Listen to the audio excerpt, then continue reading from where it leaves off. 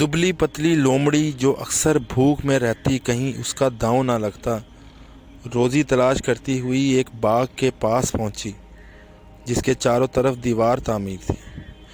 ہر طرف گھوم کر راستہ تلاش کیا، آخر ایک سوراخ ملا جس سے گزر کر لومڑی باغ کے اندر داخل ہو گئی۔ باغ میں ضرورت سے زیادہ پھل پا کر نہایت اطمینان سے باغ کی ایک طرف چھپ کر رہنے لگی۔ کچھ عرصہ بعد باغ والوں کو تشویش ہوئی کہ چار دیواری کے ہوتے ہوئے پھل چوری کس طرح ہو جاتا ہے۔ آخر باغ والوں نے گھنے باغ میں چھپی ہوئی لومڑی کو دیکھ لیا اور ڈنڈے لے کر تعاقب کیا۔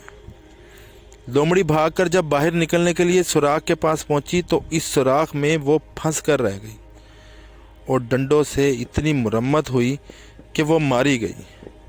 چونکہ لومڑی پہلے پتلی سی تھی، اب وافر مقدار خوراک ملتی تھی، موٹی ہو چکی تھی اور سوراخ سے نہ گزر سکی۔